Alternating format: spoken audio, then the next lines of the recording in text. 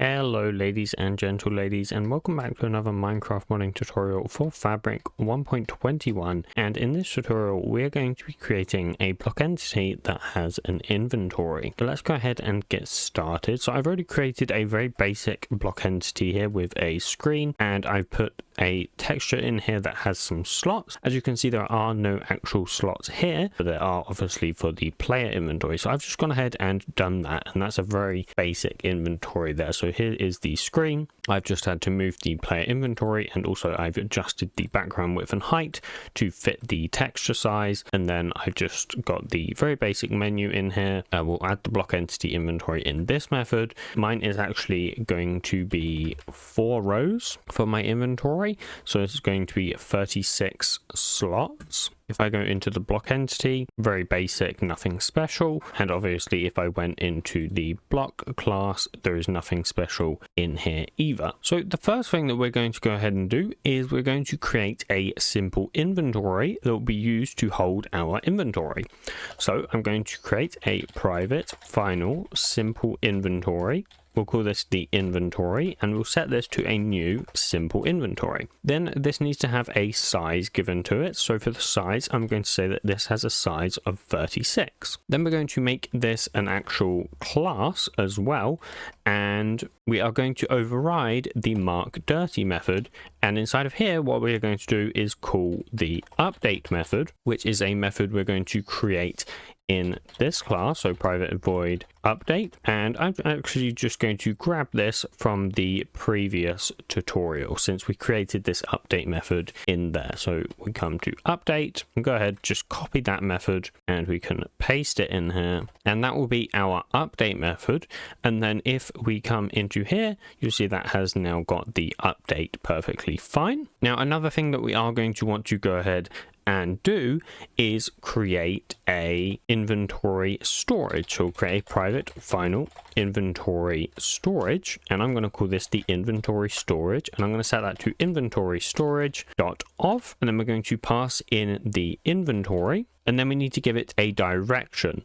Now I want this inventory to be accessible from every side, and so I'm going to go ahead and just say null for the direction, and that means that it will be added to every side. Then what we're going to do is we are going to create a method that can actually go ahead and get this as a provider, the same as we did with our energy storage. So I'm going to create a public inventory storage, and I'm going to say get inventory provider. That's going to take in a direction, and then we're just going to return our inventory storage. Now obviously here is where you could once again make this sided. So what you might want to have is a private final map of direction to an inventory storage, and that way what you could go ahead and do is have this be like a sided inventory map, set that to a new hash map. And then inside of your constructor in here, you could go ahead and add each side. So you could say sided inventory map .put. You could say that in the direction .up, you might want to add our inventory storage. Then you might say that in the direction .down, you might add a different inventory storage, and etc, etc. But you actually do need to put an inventory storage in here, not the actual inventory. So you would need to say inventory storage .of, and then your inventory, and then the direction once again, so direction .up. Now I should note there are other ways of achieving this instead of using a simple inventory and an inventory storage. So one thing to note is that simple inventory will implement the inventory, and basically this is just a very basic implementation with a defaulted list. By default, the empty stacks are itemStack.empty. However, you can create your own implementation of an inventory. And if you actually go to the implementations, you'll see that there is an implementation somewhere for a sided inventory. And effectively, you could use this as well, which allows you to actually define logic for whether you can insert or extract on specific sides. And you could use that as well. However, we're not going to be doing that. We're going to be sticking with doing it this way, just because this is kind of the easiest way, I would say. Now what we are going to do is we are going to use this inventory provider.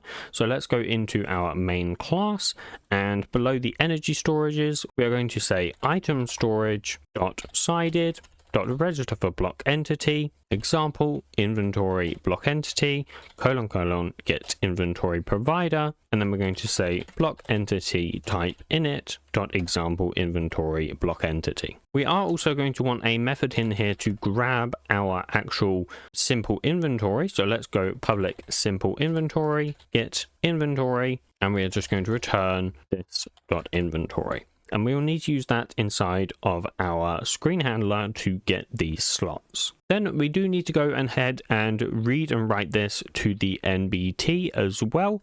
So we need to say inventories dot read NBT. We're going to pass in the NBT, then we're going to pass in the items. So this is actually the list of items, and for that we need to say this dot inventory dot get held stacks, and then we're going to pass in the registry lookup. And then for write NBT, this is going to be effectively the exact same. So what we can do is we can use inventories dot write NBT. We're going to pass in the NBT, then we're going to pass in the stacks once again. So this dot inventory dot get held stacks, and then we'll pass in the registry lookup. With all of that done, we can now go ahead and move into our screen handler, and we can go ahead and create these slots.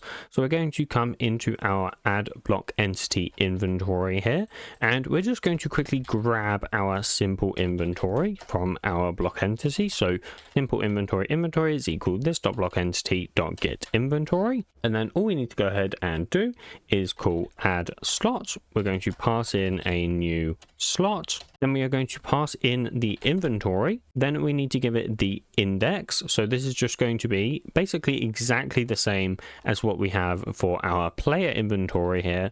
So that'll be 9 plus the column plus the row times 9. Then the X position, which is once again going to be exactly the same, 8 plus the column times 18.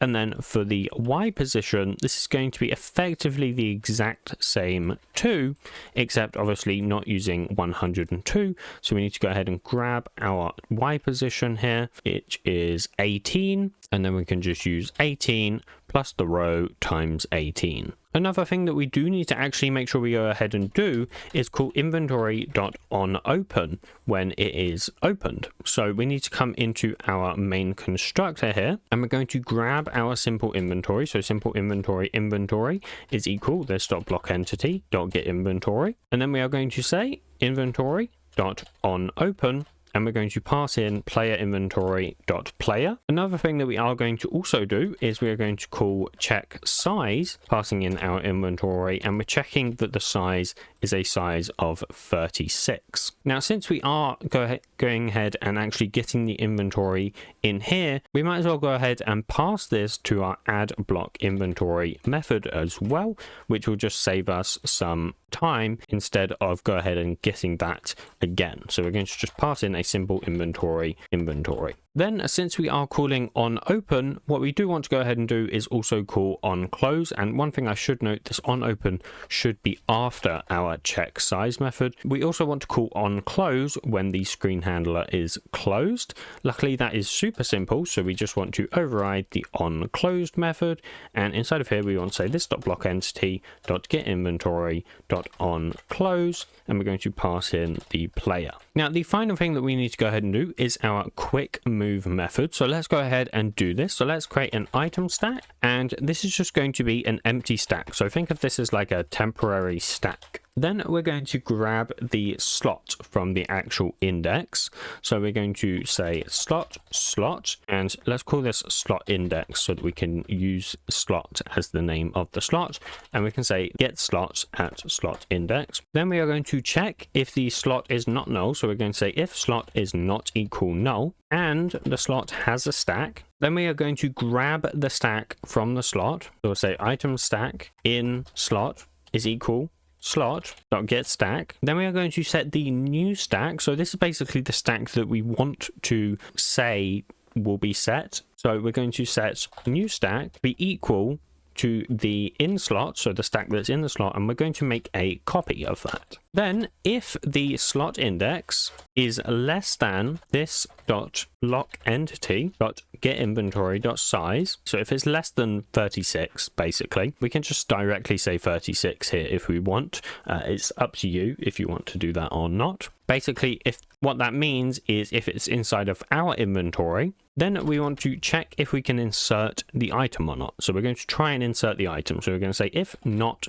insert item, and we're going to pass in the original stack, which is our in slot stack. Then we're going to pass in the inventory size again, so that's going to be 36. Then we're going to pass in this .slots.size. So what that will do is that will basically try and move it anywhere between 36 and the full inventory size. So basically 36 plus 36, because we're trying to move it into the player inventory if possible. The player inventory is 27 plus 9 because of the hotbar, of course. So effectively we're saying between 36 and 72, and we're going to pass in true as well. So this is going to be whether or not this will go from the last slot backwards or whether it should go forwards. Basically, we want to try and go backwards because that's just how the inventory logic works.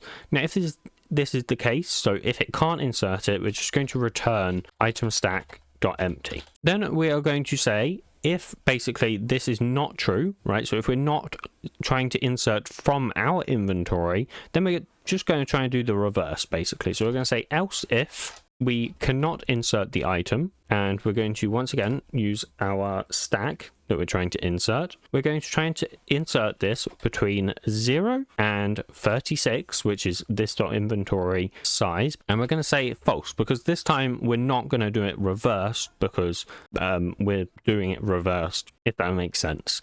We're not going to do it reversed because we're doing it reversed, if that makes sense. So we'll then return once again an item stack.empty if it cannot insert it. Now, if it has inserted it, then the slot is actually this stack is actually going to be different. So what we can say is if in slot is empty, then we're just going to set the slot to be an empty stack because that means it's now empty. So we're going to say slot.setStack, and we're going to set that to itemStack.empty. Else, all we're going to say is slot.markDirty, and what that does is it just tells it that the slot has been changed. So we're not actually going to change the slot at all, we're just going to mark it as changed. Then the final thing that we need to go ahead and do is just return the new stack. Now the final thing to go ahead and do is just run the game, and hopefully we should be able to see if our inventory is there or not, and it should all save and it should sync to the client and everything should be working. So we're going to go ahead and test it. So I did actually make a little bit of a mistake here when we went ahead and added our inventory. I accidentally kept the 9 plus on the index because we don't need that now because we don't have the hotbar to deal with. So we need to make sure we actually remove that, and that gave me a crash because of that. So just make sure you have your indexes correctly here.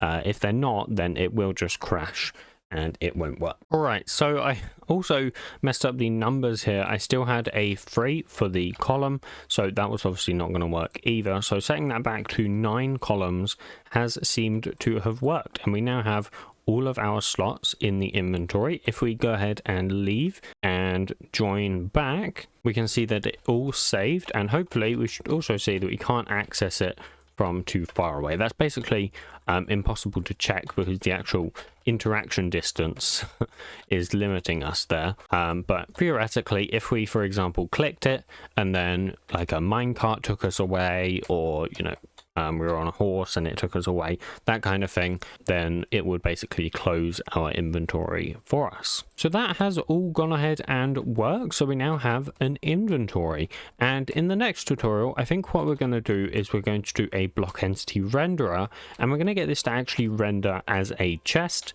So it will, for example, open when we right click it, and then when we close it, the lid will close. So basically just like a normal chest like this. So that's basically what I think we want to try and do. It should be relatively simple, but we are going to have to go through custom models and then also animations for that. So that will be quite exciting, I think. And yeah, hopefully we should be able to get that done. But that is it for this tutorial. Obviously, if you found it useful, please do be sure to give it a like and subscribe if you want to know when I next post. And if you have any problems, you can join my Discord server, which is linked in the description below, and I will see you in the next tutorial. Goodbye.